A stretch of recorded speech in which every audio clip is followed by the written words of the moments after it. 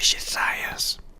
Today, I visited a dairy farm and brought back some milk directly from a dairy cow to explore the differences between raw milk and the more familiar processed cow's milk. Here's the raw milk.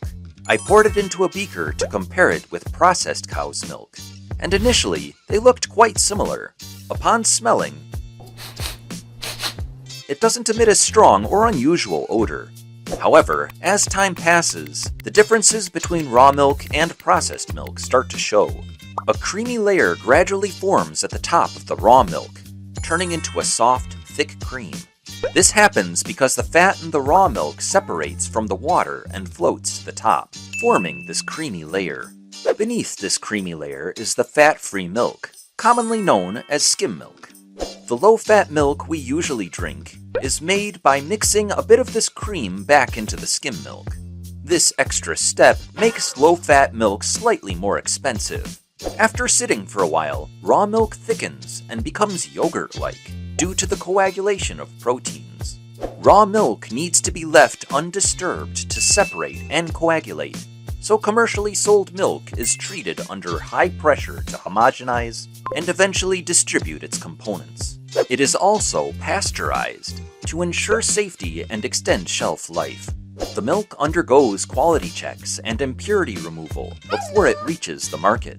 Interestingly, not all raw milk is processed into the milk we drink. Immediately after a calf is born, the milk produced is called colostrum, which is thicker and more yellowish than typical raw milk. Colostrum is rich in proteins, fats, and immunoglobulins, playing a crucial role in the health and growth of newborn calves. It's given to calves and also sold as a health supplement. Interesting, isn't it? Each dairy cow can produce over 20 liters of milk daily. To sustain this, cows feed for 6 to 9 hours a day, digesting food in their 4 large stomachs, where fermentation and nutrient absorption takes place. These nutrients then travel through the bloodstream to the cow's udder and are transformed into the milk in the mammary glands.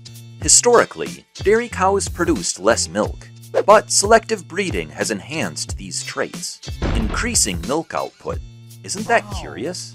Nutrient detection reagents confirm that raw milk contains all 3 major nutrients: proteins, fats, carbohydrates, as well as a wealth of vitamins and minerals, making milk a vital food source for humans since ancient times.